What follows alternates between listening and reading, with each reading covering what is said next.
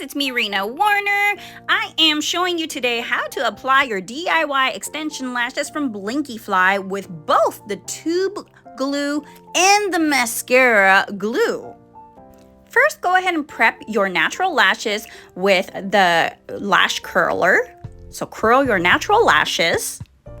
Then you're gonna go ahead and prep your Blinkifly lashes with the tube glue. Go ahead and plop the glue on any surface that you don't mind getting it dirty, and you're gonna go ahead and dip your lashes into the glue, and you're gonna kind of wipe off any excess ones that you get on the side, especially on the bottom, because what you want is you want to have the glue on top of the lashes, not on the bottom, because the top of the lashes is what's going to stick to your natural lashes. And if there's any glue on the bottom of the lashes, it's going to be very sticky, that it's going to stick your your natural bottom lashes to your fake ones. So you definitely want to try to kind of wipe off any excess that you get on the bottom of the lashes on the Blinkifly ones.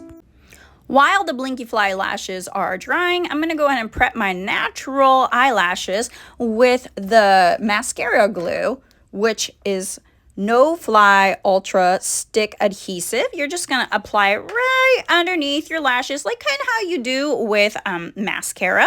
But you want to try to apply it towards the bottom of your lashes, because those are where where your Blinkifly lashes are going to stick to. So you're going to go ahead and apply the mascara glue right underneath, ever so gently, but you don't want to put too much either, to the point where your natural lashes are sticking to one another. So please be careful. And what I like to do is I like to lift up my eyes and apply these mascara glue. And don't worry, if you accidentally get some glue on the side of your face or something like that, you can just easily wipe it off right away, like I did just now. I also like to use my lash fan to kind of dry my lashes, as well as if I notice that the Blinkifly lashes are not dried yet, then I kind of put it over there too to kind of dry the lashes. Then go ahead and pick up on one of your lashes with the tweezer and lift up your eyes.